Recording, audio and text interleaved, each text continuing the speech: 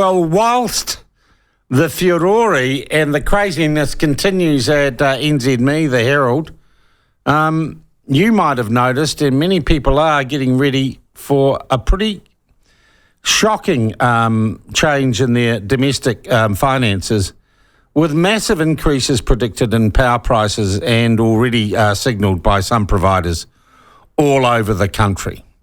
Also suggestions that we're running out of gas and the country is in a power crisis. What the hell went wrong? I thought we had a natural advantage in this country in all sorts of power sources.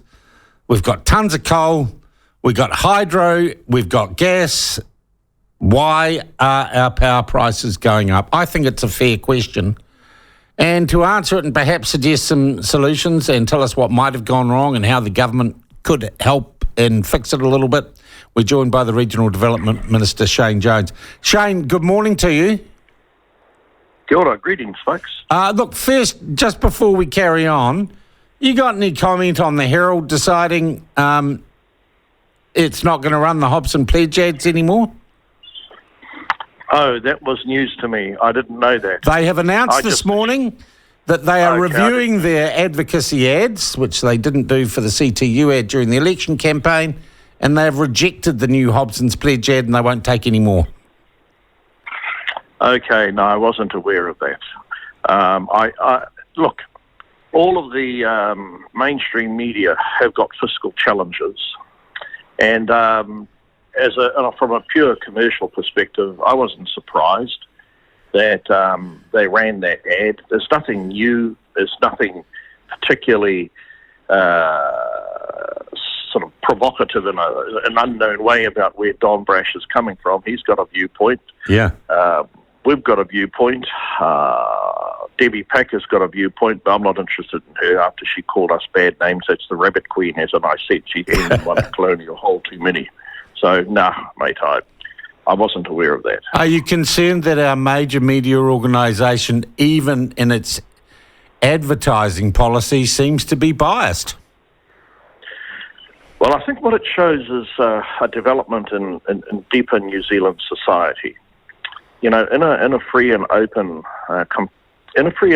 political market, ideas compete with each other, and the idea that we should be by stealth changing the ownership of the New Zealand coastline in variance to what Parliament and the Māori Party themselves negotiated in 2011, without it being an open contest, I actually think weakens our sense of democracy.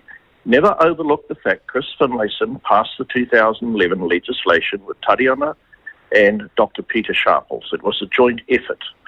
And then it was the court system that decided to invest those words that Parliament agreed to with a meaning quite alien to what Parliament thought it was doing. Now, to correct that, which is what we're endeavouring to do, is to actually restore balance. Now, the notion that we should be having seabed and foreshore decisions that offer a title out to the 12-mile limit in the absence of a navy to patrol it, and also given that all of the Māori fishing interests in my time, they were settled through the Sea Lord deal. And I'm particularly antagonistic against any notion that these allocation of customary title or customary entitlements or rights or interests turn into an opportunity for tolling. That is not what Finlayson, that is not what the Māori Party intended, and that's why we're endeavouring to correct that. But you know as well as I do, it's treacherous territory. All right, and we're not allowed to have a debate on it, according to the Herald, which is a real disappointment, even if someone pays to take into the debate. Well, Winston and I are running the best of our ability the debate through Parliament.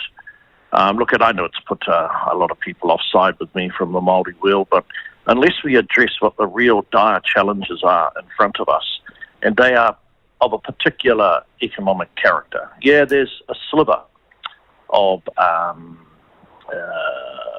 heat and whitewater around the relationship between the Crown and the treaty and all that, but the bog standard garden variety, vast majority of Kiwis, they give that a cursory thought, Yep. maybe once or thrice in their yearly I tell you lives. what Kiwis are thinking about, Minister.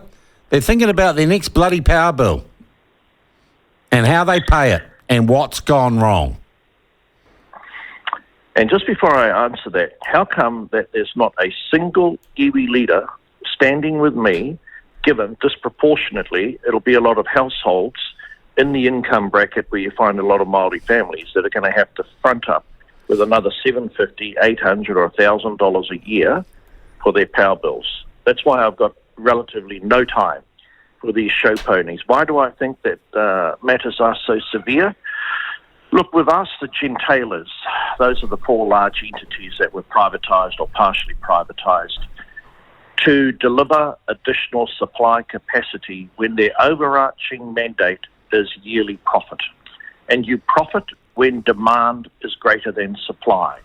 So why are you surprised that we have limited supply? The incentive for a major power producer, and these power producers also own all their own customers. So where's the competitive tension? A market that does not deliver competitive outcomes is a market that's not working. So you're saying the very nature of the market is set up to drive up prices? Of course it is. Yeah. Who do you think? Who do you think's going to build the next hydro power station? Who do you think's going to build the next geothermal power station? It is the large gentailers who have the balance sheet, but they have failed the test of national interest. And for years on end, they've challenged me to shut up. And they've said to me, it's not their role to address the national interest. That's the role of the Crown. Their job is to service their customers because they own their customers. I have no idea what's the transfer price between their customers and their generating assets. So I'm not surprised we are where we are. Admittedly, things have got particularly complex with the shortage of gas and the confidence and the investment levels, and you and I have spoken about this before, they well and truly have been smashed because of Jacinda's decision to cancel the gas industry. Obviously, Megan Woods, after Max Bradford, is the worst energy minister that New Zealand has ever known in its complete 180-odd years. Yeah. All right, what can a government do? And you do seem to be accepting here, Shane, and I know we have had conversations before, that government intervention in this market is required if the man and woman in the street isn't going to get it in the wallet, in the back pocket on an ongoing basis. Well, there's 2 markets at work here. There's the energy market and the political market. The political market will be caned, especially those of us who are ministers, myself in particular as a regional minister, if firms are continuing to close down or lay off workers because you can't operate in New Zealand at the current energy prices. Those energy prices may be very rewarding for the people that are privileged enough to own shares in the equity markets or the share market. But for this politician and the party I belong to, when we see regional businesses closing down and telling me, the international owners, we can no longer operate efficiently at these power prices in your country. So then I begin to worry about how do we ever attract further foreign direct investors into key strategic areas if we can't guarantee them either affordable power or consistent supply of power.